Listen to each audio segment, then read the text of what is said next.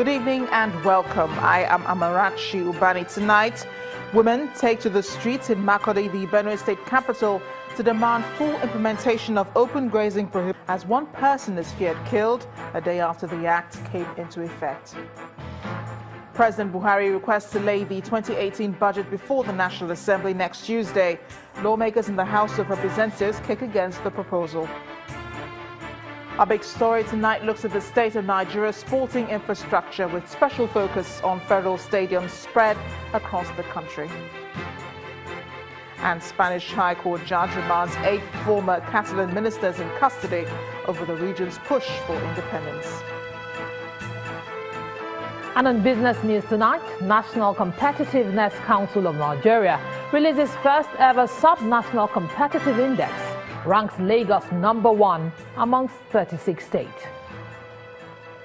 On sports news, coach Christopher Danjuma leads 18 Falconets to Casablanca ahead of their crucial FIFA Under-20 Women's World Cup qualifier against Morocco.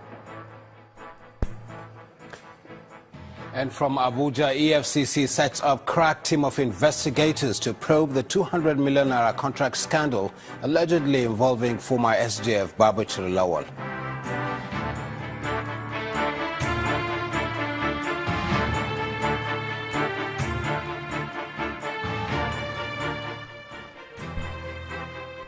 We begin with what appears to be a fallout of the anti-open grazing law in Benue State when women from all the 23 local government areas of the state staged a protest against the alleged killing of one person by men suspected to be herdsmen in local government area of the state.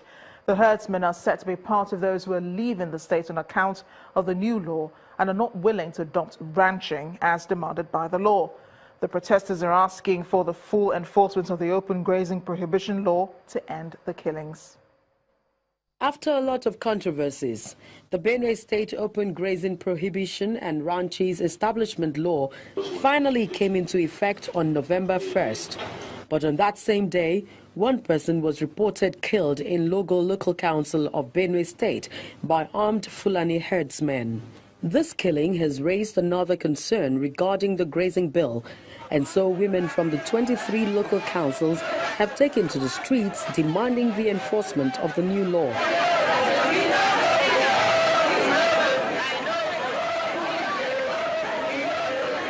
In hundreds, both old and young, marched through Cool Park to the government house, insisting that ranching remains the best option. The women are worried that if nothing is done fast, there will be more trouble for them. Benue State is the food basket of the nation, and if you don't go to the farm, you cannot produce that much food. And for the reason that these Fulani people are not allowing us to go to the farm, this bill is just appropriate and it has come at the right time. The Fulanis have no respect for life, let alone women and children. If they come to your farm, even if they are children, they will kill you and kill the children who are leaders of tomorrow. We cannot afford to be losing our children and youths like that to the Fulani men. For the state governor, the sanctity of life of his people is sacrosanct. We cannot continue to live in fear, and we cannot continue to live with killers who have no respect for human lives, who killed, who maimed, who rape our women and children, who destroy our farmlands, and who destroy our property. But what the law is simply saying is that those who want to stay in Benue State and ranch their cattle, land will be provided, facilities will be provided, and they will ranch their cattle. But those who cannot ranch their cattle should find another place elsewhere in Nigeria where they can go and graze. Meanwhile, the State House of Assembly has called the United Nations and the international community to prevail on President Muhammadu Buhari to act fast before this snowballs into another hydra-headed monster.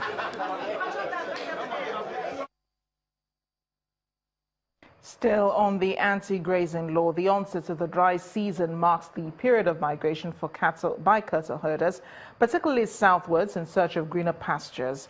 These annual migrations have increasingly resulted in violent conflicts between the herdsmen and farmers whose crops are often trampled on and eaten by cattle. This next report revisits the increasing menace of armed herdsmen and the indignation of farming communities across the country. From the initial minor skirmishes over cattle straying into farmlands, clashes between herdsmen and farmers have become increasingly deadly, bloody, and often unprovoked. Perhaps it was the Agatu massacres of Benue State in February 2016 that finally arrested global attention to the problem. Invading herdsmen armed with sophisticated firearms struck farming communities in an 8-week-long bloody campaign, sacking Agatu, Logo, and Buruku. The horror extended to the southeast when on April the 25th, 2016, armed herdsmen invaded Nimbo community, a border town in Uzuawane area of Enugu State, and massacred scores of residents. The mayhem attracted the indignation of the state government and indeed the entire Igbo nation, whose leaders rose in unison to condemn the killings. Cattle herders also drove their animals through communities in Edo, Delta, and Cross River states, brazenly trespassing into farmlands, schools, and even homesteads, striking fear into the hearts of the residents who could only watch helplessly. Between February and April 2017, Kafanchan community in Jama local council area of southern Kaduna would also taste the wrath of rampaging herdsmen. The indigents accused the state government of tacitly supporting the invaders. Ekiti state government, however, responded to the attacks by herdsmen almost instantaneously and decisively.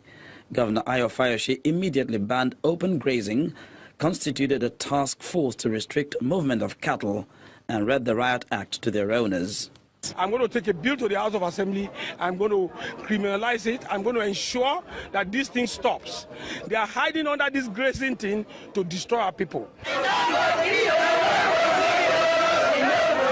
Following protests by Benue farmers and indigents, the State House of Assembly passed the Open Grazing Prohibition and Ranches Establishment Bill, which was signed into law by Governor Samuel Otom in May 2017. Youths in Plateau State also demanded a similar response after herdsmen struck communities in Miango local council area between September and October 2017, culminating in the killing of no fewer than 30 people, mostly women and children, purportedly while under the protection of security forces. As the dry season sets in, migration by cattle herders in search of pasture for their animals is bound to spike.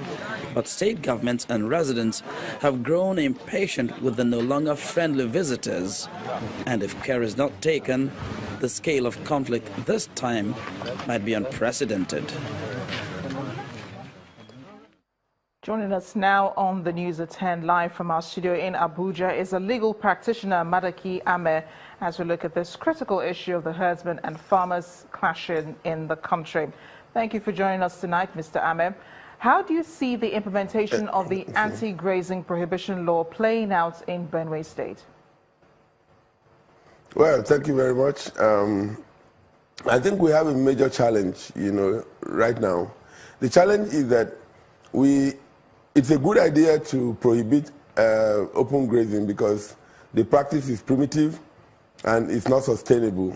It has led to a lot of conflicts between the herdsmen and the indigenous communities whose only means of livelihood is agriculture, mostly subsistence agriculture. And because the farming cycle is just like once in a year, if your farm produce gets eaten up by cattle or livestock of some sort, then you have to wait for the entire year, to be able to get anything out of your farms again, for the next year. So it's really very frustrating, and this has been a source of conflict for many decades, But I don't also think that the current approach is going to solve the problem. It's good to pass a law that says no more grazing of livestock in the conventional way that we have seen it, for the decades. But what is the institutional framework that has been put in place to ensure that ranches actually get established and that livestock get moved into those ranches? What I expected the government to have done, since May, when the law was established, was when the anti-grazing law was signed into, a bill was signed into law, was to ensure that a framework was created to encourage private entrepreneurs to go into the business of ranching, so that when open grazing becomes a crime, as it became on the 31st of October, on the 1st of November, which was yesterday, there will be ranches where the livestock that are currently in situ in Benue will be moved into. But we don't have any functional ranches in Benue as we speak. So where do you expect the cows that were in Benue legitimately on the 31st of October 2017 to go to on the 1st of November 2017? Laws are supposed to be made in a way that makes it obeyable. But if you make a law just to play to the gallery and to create an environment which becomes a booby trap, then we have to relook the entire process of the establishment of the law. I have recommended on several platforms, in the recent past, that what should have happened is to create a win-win situation. The herdsmen have been used to grazing their cattle openly throughout the country, for centuries. They are used to this practice of their own form of agriculture. But it interferes with the rights of the indigenous farmers who do not have any other means of livelihood apart from farming, in the normal way that they have always known since they inherited it from their ancestors. How do we create a win-win situation? If I may just cut in here, it sounds like you're saying it's almost impossible implementing this law in Benue State, but you also know that the herdsmen are said to be leaving the state on account of this law. So what does this say about citizens having the right to live where they choose to live or where they want to live? Exactly. That again is the point. Why would you make a law that ostracizes a section of this country? The Land Use Act says that every Nigerian has a right to land, in every part of the country. So if we're trying to create integration, if we're trying to establish a situation where everybody feels at home, why would you stigmatize a certain set of people just because they are not from a particular place? We're trying to create an all-inclusive country. What I would have expected to happen is a situation where the actual implementation of the law would create an avenue for private entrepreneurs to establish ranches that are commercially viable. And what I have recommended is a situation where government encourages the setting up of ranches by creating a fund which grants single interest loans, single-digit interest loans to people who want to establish ranches, to set up their ranches, give them long moratorium, and then in those ranches that are set up using funds that are flexible to obtain, when you already have access to land that is 10 hectares or more, you will fence in the area with transparent wire gauges. And then you also, in those ranches, set up a school, where in each of the ranches, set up a school where, the nomads can send their kids, and then you have an abattoir where, you can... Mr. Ahmed, if I may just cut in here, do you think that this would help to stop the killings in this state? Because this is the main reason why this law is being implemented. I genuinely think that the Fulanis and the indigenous people of the people who are indigenous to Benue, we can live together. We have lived together with the Fulanis for centuries. For ages. You have always, had the herdsmen graze their cattle, for as long as we have cohabited together. But when you create a situation that leads to a feeling that cows are not wanted, we need the cows to be able to provide the meat that everybody wants on their table. So let's look at it from that commercial perspective, where we see that the herdsmen validly are entitled to carry on their business, but they must carry it on in a very civilized manner that does not interfere with the rights of the indigenous farmers. And this can be done as a win-win. Rather than decree it and on one day and you say all herdsmen must leave. How can you ask people to leave? How can you ask people to live on a certain day? I'm afraid we'll have to without I'm afraid we have to leave it at that. We do appreciate you joining us on the News at 10. Thank you for sharing your thoughts with us, Madaki Ame, legal practitioner.